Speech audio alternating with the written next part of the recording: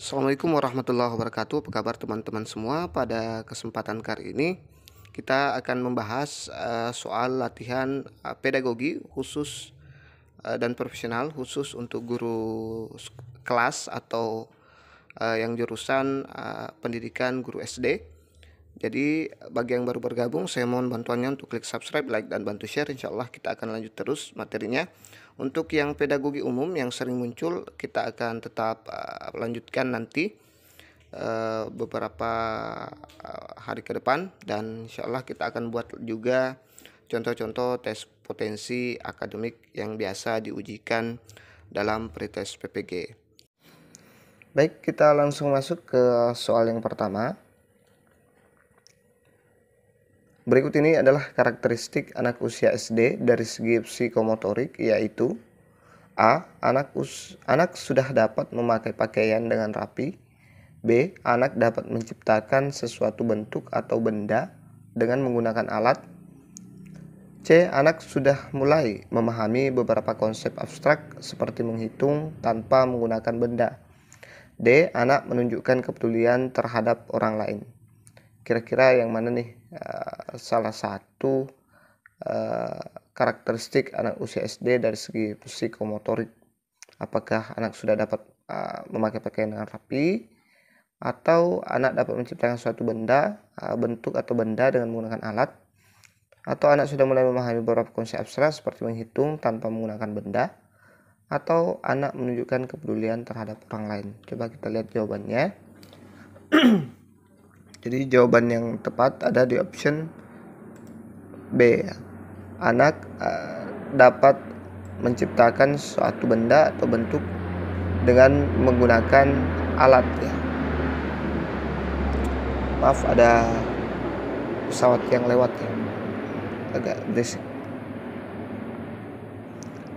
Kita lihat pembahasannya. Perkembangan bahasa anak usia SD dapat dilihat dari beberapa segi.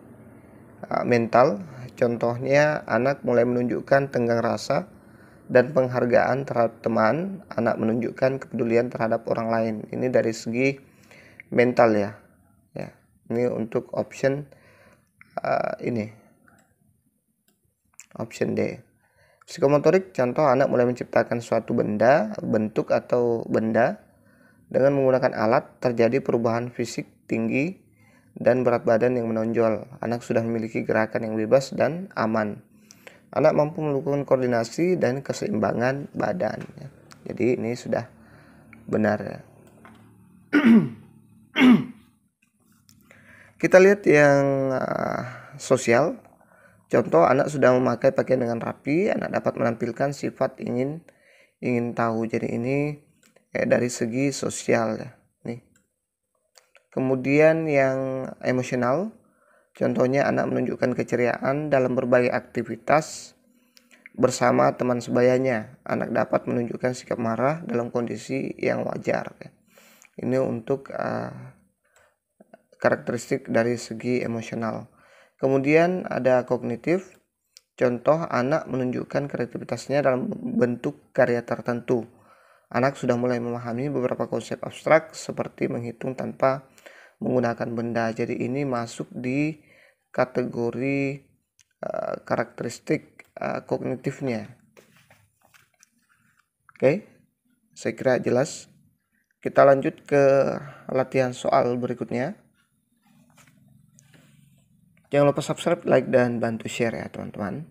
Faktor kendala yang mempengaruhi keterampilan berbahasa anak adalah sebagai berikut, kecuali A. Jenis kelamin, B. Keluarga, C. Keinginan dan dorongan komunikasi, D. Kebiasaan. Kira-kira yang mana nih faktor kendala yang mempengaruhi keterampilan berbahasa anak? Ya, ingat ya, ada kata kecuali, jadi hati-hati yang bukan, ya. Coba kita lihat jawabannya. Jadi jawaban yang tepat adalah option D, yaitu kebiasaan. Nih kita lihat faktor penyebab perbedaan tersebut, ya. Yang pertama itu kesehatan. Nih. Anak yang sehat lebih cepat belajar berbicara dibandingkan dengan anak yang kurang sehat. Sebab perkembangan aspek-aspek motorik dan aspek mental berbicara lebih baik sehingga lebih siap untuk belajar berbicara. Kemudian kecerdasan, anak yang memiliki kecerdasan tinggi akan belajar berbicara lebih baik dan memiliki penguasaan bahasa erat kaitannya dengan kemampuan berpikir ya. Kemudian jenis kelamin, anak perempuan lebih dalam belajar bahasa daripada anak laki-laki, baik dalam mengucapkan kosakata maupun keseringan berbahasa. Kemudian ada keluarga ya, jadi jenis kelamin sudah ada, keluarga sudah ada. Ini semakin banyak jumlah anggota keluarga akan semakin sering anak mendengar dan berbicara. Demikian pula anak pertama lebih baik perkembangan berbicaranya karena orang tua lebih banyak memiliki waktu untuk berbicara dan berbahasa. Nah, kemudian keinginan dan dorongan komunikasi, jadi sudah ada juga ya. Semakin kuat keinginan dan dorongan untuk berkomunikasi dengan orang lain, terutama teman sebaya, akan semakin kuat pula usaha anak untuk berbicara dan berbahasa. Nah, ini dia. Selanjutnya ada kepribadian, anak yang dapat menyesuaikan diri dengan baik dan memiliki kepribadian yang baik cenderung memiliki kemampuan bicara dan berbahasa lebih baik daripada anak yang mengalami masalah dalam penyesuaian. Jadi bisa dikatakan anak-anak yang bandel itu kurang lebih lincah anak-anak yang berkepribadian baik daripada anak yang bandel dari segi bahasa ya. Ya, kira teman-teman yang sudah punya anak bisa mencoba untuk meneliti itu ya, silahkan diamati ya. Jadi jawaban yang tepat adalah option D ya, cocok ya. Kita lanjut ke soal berikutnya. Tahapan proses belajar membaca bagi siswa sekolah dasar kelas awal biasanya menggunakan pembelajaran membaca: A. Ejaan per ejaan, B. Skimming, C. Permulaan, D. Cepat. Jadi tahapan proses ya belajar membaca bagi siswa SD kelas awal, berarti dia kelas rendah ya, menggunakan pembelajaran membaca: A. Ejaan per ejaan, B. Skimming. Kira-kira yang mana teman-teman? Saya yakin guru-guru SD pasti paham ini. Jadi jawaban yang tepat adalah option C ya, permulaan. Sesuai dengan kurikulum, maka kelas rendah kelas 1 sampai kelas 2 menggunakan pembelajaran membaca permulaan, di mana tingkatan proses pembelajaran membaca ini untuk menguasai sistem tulisan sebagai representasi visual bahasa.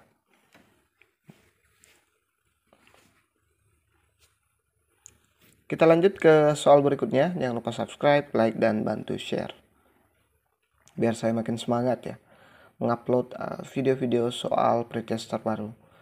Dalam pembelajaran membantu permulaan, ada beberapa metode yang dapat digunakan kecuali A. Metode kupas rangkai suku kata, B. Metode global, C. Metode SAS, D. Metode eja.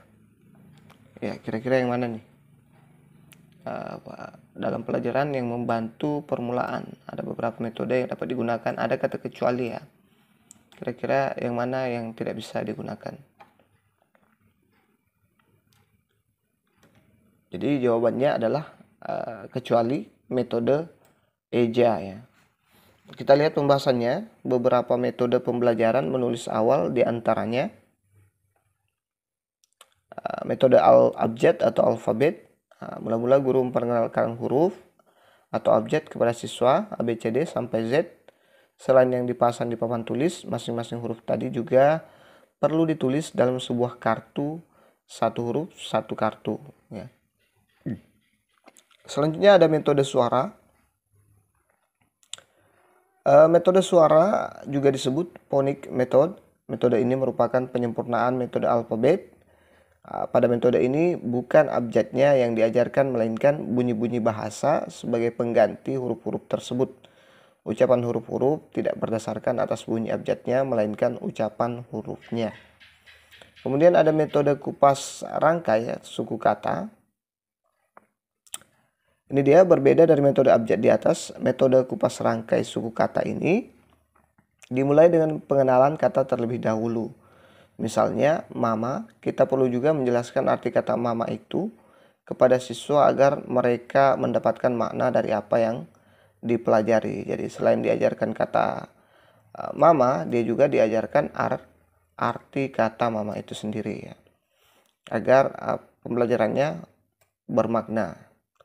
Selanjutnya, metode cerita. Pelaksanaan metode cerita dalam mengajarkan membaca. Permulaan diawali dengan menghafalkan cerita atau sebuah puisi. Cerita atau puisi itu diuraikan atas kalimat-kalimatnya sampai pada kata-katanya. Dalam mengucapkan kata-kata, metode ini menggunakan kata-kata fonetik. Selanjutnya ada metode global. Menurut teori Gestalt, suatu kesatuan lebih bermakna daripada bagian-bagian. Metode global dimulai dengan mengenalkan kalimat utuh kepada siswa. Contohnya, ibu makan nasi disertai gambar ya. Anak membaca tulisan tersebut, baru guru menjelaskan huruf-huruf yang dirangkai membentuk satu kata, dan kalimat ya. Kemudian ada metode SAS, terstruktur analisa sintesa ya. Struktural analisa sintesa. Metode SAS dilaksanakan dengan menggunakan kartu kalimat dan papan flanel. Mula-mula guru menunjukkan gambar kepada siswa, atau jika benda asli bisa dihadirkan, tentunya lebih baik jika benda asli ditunjukkan terlebih dahulu. Dalam soal di atas ada metode eja. Metode eja adalah metode dalam menulis, bukan dalam membaca.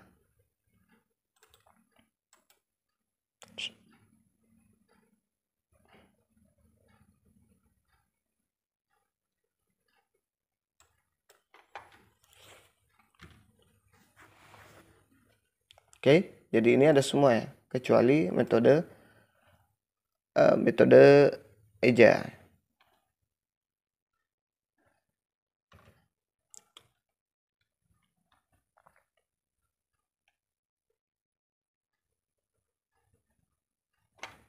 Kita lanjut ke soal berikutnya. Mula-mula diberikan kalimat secara keseluruhan. Kalimat itu diuraikan atas kata-kata yang mendukungnya. Dari kata-kata itu kita ceraikan atas suku-suku katanya dan akhirnya atas huruf-hurufnya.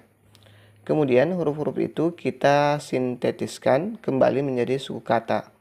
Suku kata menjadi kata dan kata menjadi kalimat.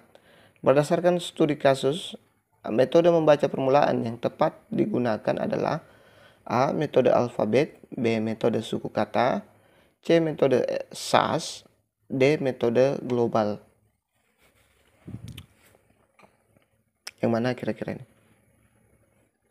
Ya, dari kata itu ini diberikan kalimat secara keseluruhan, keseluruhan, kemudian diuraikan atas kata-kata yang mendukungnya, kemudian kata-kata itu diceraikan menjadi suku-suku kata, kemudian diceraikan lagi menjadi huruf-huruf ya. Kemudian huruf-huruf itu kita sintesiskan kembali menjadi suku kata dan kemudian menjadi kata dan kembali lagi menjadi kalimat ya. Kita lihat jawabannya.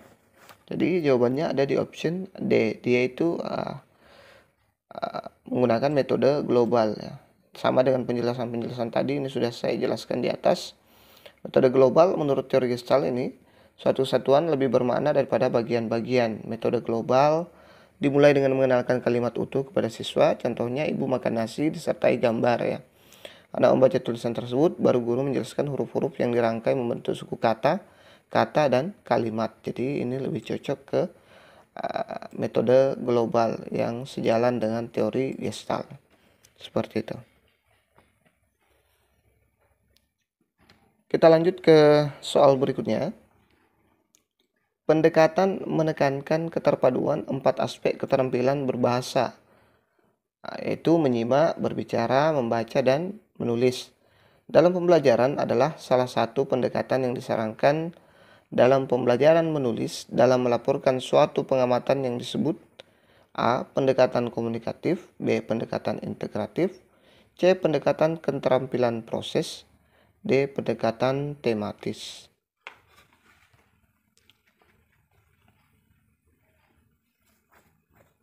Nah, ini kata kuncinya ya, keterpaduan 4 aspek ya. Pendekatan apakah itu?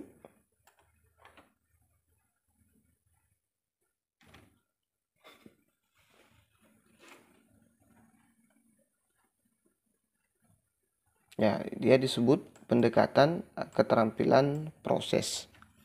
Kita lihat pembahasannya. Pendekatan komunikatif tampak pada butir pembelajaran. Misalnya, ini ya, mendeskripsikan suatu benda, menulis surat, dan membuat iklan. Itu dia pendekatan komunikatif ya. Sedangkan pendekatan integratif tampak pada butir pembelajaran, misalnya menceritakan pengalaman yang menarik, menuliskan suatu peristiwa sederhana, membaca bacaan, kemudian membuat ikhtisar dan meringkas cerita yang didengar. Kemudian ada pendekatan keterampilan proses, tampak pada butir pembelajaran, misal melaporkan hasil kunjungan, menyusun laporan pengamatan, kemudian membuat iklan dan menyusun kalimat acak menjadi paragraf terpadu.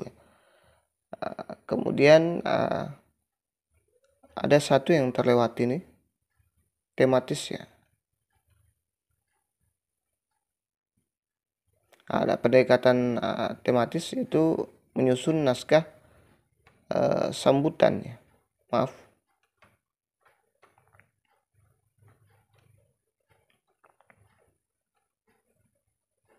Ya, kalau pendekatan tematis tampak pada butir pembelajaran, misalnya menulis pengalaman dalam bentuk puisi dan menyusun naskah sambutan. Ini saya salah ya. Harusnya ini saya letakkan di sini ya. Oke.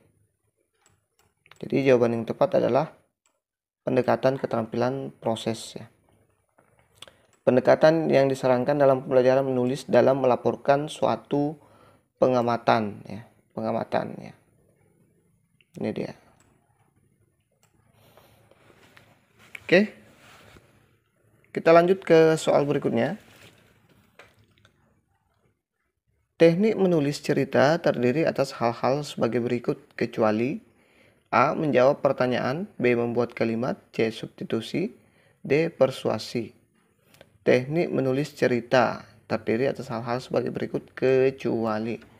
Jadi ini ada beberapa teknik, kecuali ada satu ya yang bukan termasuk teknik dalam menulis cerita. Kita lihat jawabannya. Jadi jawaban yang tepat adalah option D ya, ada kata kecuali. Ini dia pembahasannya. Teknik menyusun cerita dapat dilakukan dengan yang pertama, menjawab pertanyaan ya, sudah betul.